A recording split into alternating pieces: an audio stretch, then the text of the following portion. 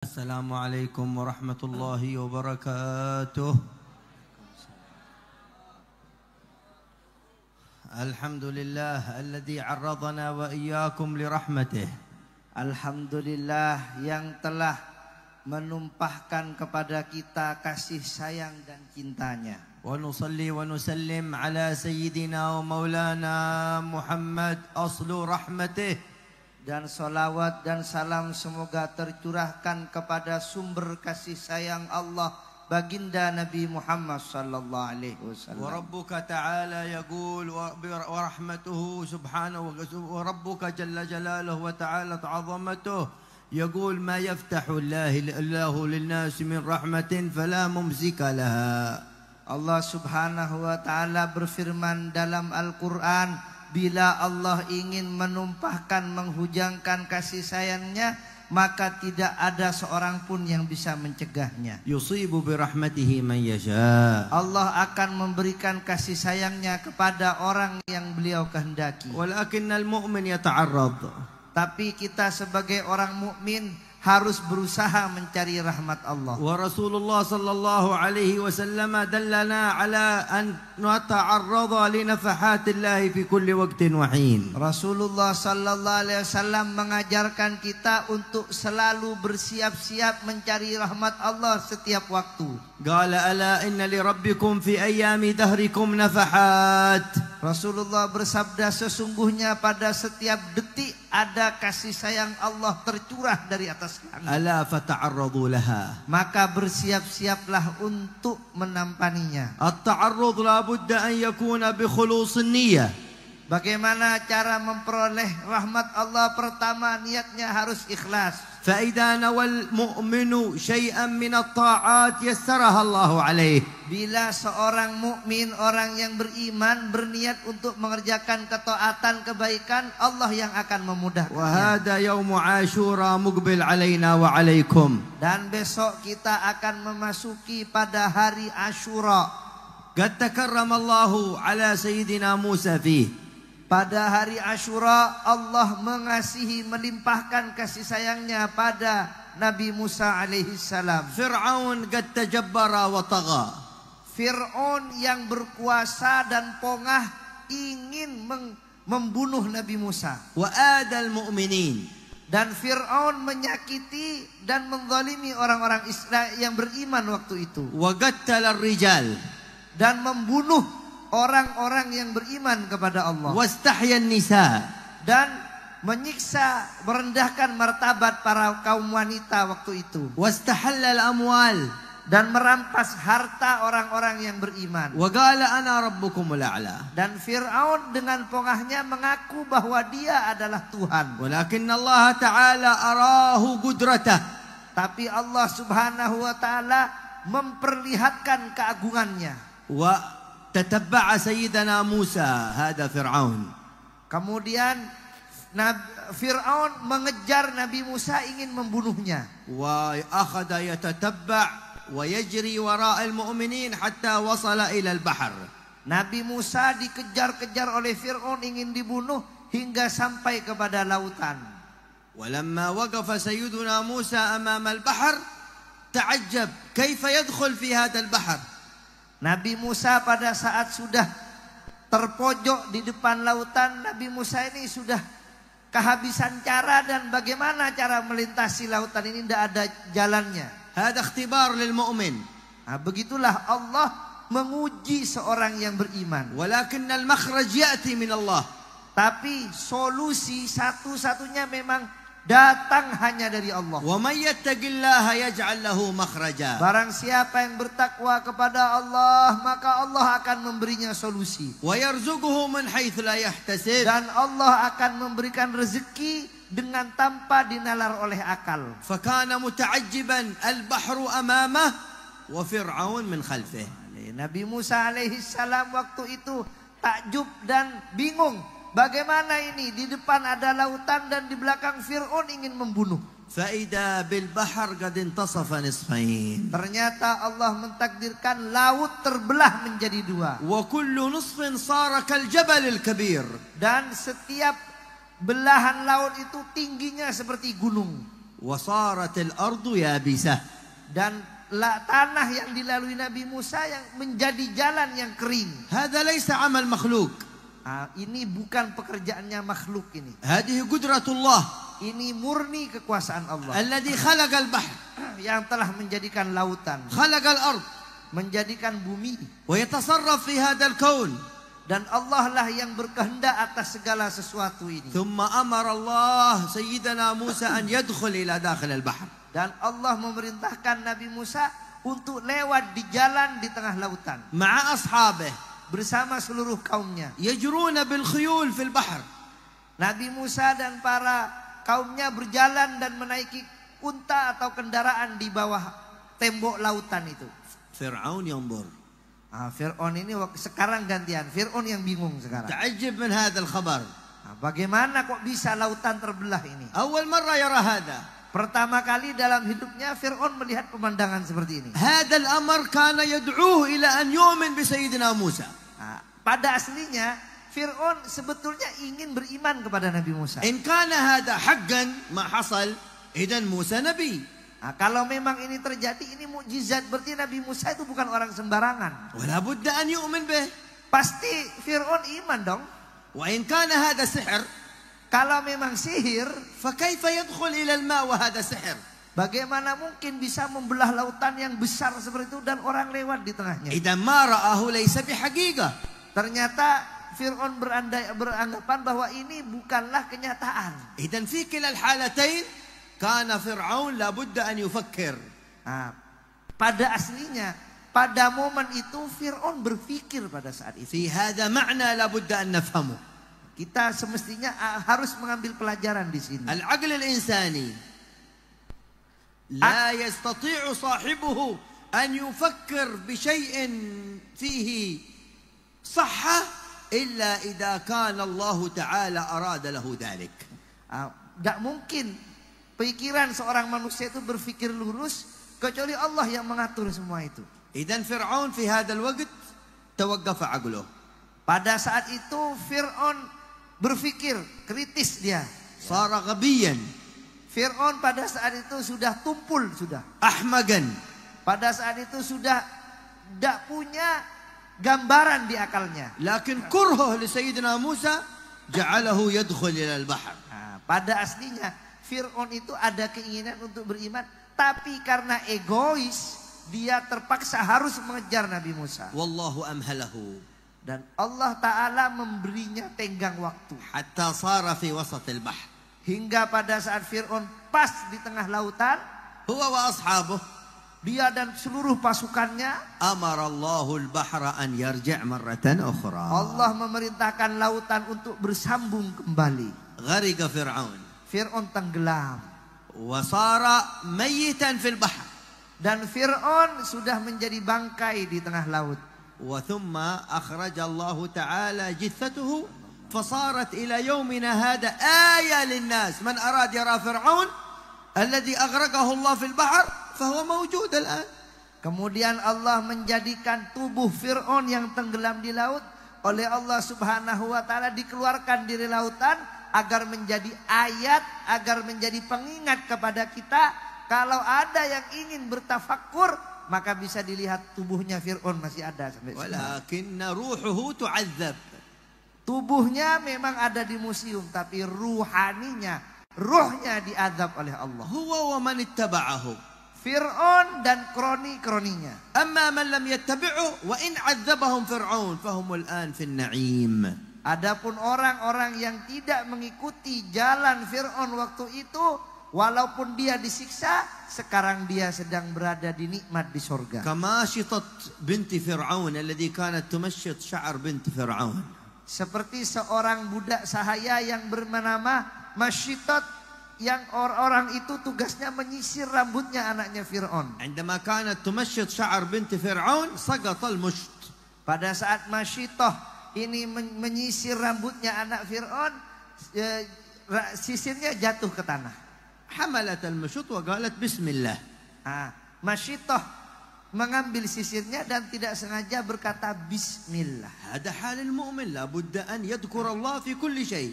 Beginilah orang mukmin selalu ingat kepada Tuhan yang menciptakannya. عند الطعام يذكر الله. Pada saat memakan makanan ingat kepada Allah. شراب يذكر الله. Pada saat minum ingat kepada Allah. عند لبس الثوب يذكر الله. Pada saat pakai baju ingat kepada Allah. عندما يركب السيارة يذكر الله. Pada saat naik mobil di atas kendaraan ingat kepada Allah. عندما يدخل البيت يذكر الله. Pada saat masuk ke rumah ingat kepada Allah. عندما يريد النوم يذكر الله. Pada saat mau tidur harus ingat kepada Allah. وعندما يقوم من النوم يذكر الله. Pada saat bangun dari tidur harus menyebut dan mengingat Allah. وأوصانا رسول الله صلى الله عليه وسلم أن إذا أردنا أن نضع رؤوسنا على الوسادة وننام أن نذكر اسم الله ونقول بسم الله الرحمن الرحيم. Rasulullah sallallahu alaihi wasallam berwasiat dan mengingatkan kepada kita, bila kita hendak tidur mestinya kita menyebut dan mengingat asma Allah, kita mengucapkan bismillah sebelum kita tidur. ومن المجربات التي تذكر عندما يريد الإنسان أن ينام يضع رأسه على الوسادة يأتي ب21 مرة من بسم الله الرحمن الرحيم فإنه يأمن في ليلته من السرقة. Ini termasuk ada ijazah yang terbukti mujarab, dianjurkan kepada orang yang ingin tidur sebelum tidur membaca Bismillahirrahmanirrahim 21 kali, insyaallah akan aman dari pencurian. ومجرب من وضع الحاجة فقال بسم الله الرحمن الرحيم تحفظ. Dan juga mujarab kalau ada orang meletakkan sesuatu kemudian membaca Bismillahirrahmanirrahim, maka akan dijaga barang itu oleh Allah. ماشطة بنت فرعون أرادت تحمل المشط قالت بسم الله. Masyitah binti Fir'aun pada saat mengambil sisir itu dia tidak sengaja mengucapkan Bismillah. بنت فرعون كافرة. Anaknya Fir'aun kafir, orang yang kafir. تظن أن أباها هو الله. Nah, dia sudah terdoktrin bahwa ayahnya adalah titisan Tuhan. لأن فرعون يقول أنا رب. Karena Fir'aun itu meyakini dan mendeklarasikan bahwa dia Tuhan. سمعه قومه. Diikuti oleh أطاعوه. pengikutnya. Mereka meyakini Fir'aun Tuhan. هو ما أطاعوه إلا بعد أن استخفهم. Jadi Fir'aun itu ditakuti dan disegani karena dia punya kekuatan dan menekan terhadap rakyatnya. قالت البنت بسم الله من هذا الله. Nah, anaknya Fir'aun ini terkejut, loh, kok ada Tuhan selain ayah saya? Siapa itu Allah, katanya. ما قالت باسم فرعون. Kok kamu nggak bilang dengan nama Fir'aun? قالت لها هذه المرأة الماشطة الله ربي وربك. Masyitah berkata, Allah adalah Tuhanku dan Tuhanmu. ورب أبيك. Dan Tuhan ayahmu. قالت أولك رب غير أبي. Nah, ternyata anaknya juga marah. Kamu punya Tuhan selain ayah saya, katanya. قالت الله رب العالمين. Katanya Masyitah, Allah adalah Tuhan semesta alam. فأخبرت هذه البنت فرعون. Kemudian anaknya mengadu kepada Fir'aun, kepada bapaknya. قالت إن هذه المرأة تدعي أن هناك ربا غيرك. Kata anaknya, wahai ayah, ini orang yang menyisir rambut saya mengaku bahwa ada Tuhan selain kamu, katanya. قال هاتوا هذه المرأة. Katanya Fir'aun, panggil orang itu. لك رب غيري. Kamu punya Tuhan selain saya, katanya. نعم ربي وربك الله. Katanya Masyitah, ya Tuhanku dan Tuhanmu Allah. قال ارجعي عن هذا الكلام. Katanya Fir'aun, sudah, jangan diulangi pembicaraan ini. وإلا أعذبك. Kalau enggak akan aku siksa kamu. قالت ما أرجع. Katanya Masyitah, demi Allah saya enggak mau beranjak. فأمر أن توضع النار. Kemudian Fir'aun memerintahkan untuk membuat api yang besar. ويأتون بالحطب. Kemudian didatangkan kayu bakar yang banyak. ويوضع القدر الكبير. Diletakkan wajan yang besar. ووضع الزيت. Diletakkan minyak yang mendidih. وقال هاتوا أولادها. Kemudian Fir'aun berkata, anaknya Masyitah yang kecil-kecil panggil ke sini semua, katanya.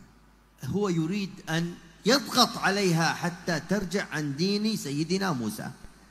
Fir'aun sebetulnya hanya ingin menakut-nakuti Sayyidatuna Masyitah agar dia kembali beriman kepada Fir'aun. قال سأرمي أولادك أمامك.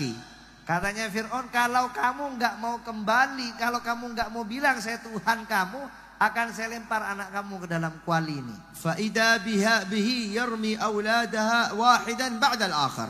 Nah, ternyata Siti Masitoh masih teguh pendirian, dilemparlah anaknya satu persatu ke api itu. وهي صابرة. Siti Masitoh tidak bergerak hatinya. بقي طفل بيبي صغير. Nah, tinggal satu bayi yang kecil ada di pangkuannya. أراد يأخذه من يدها. Pasukan Fir'aun memaksa mengambil anaknya. هي في هذه اللحظة تراجعت.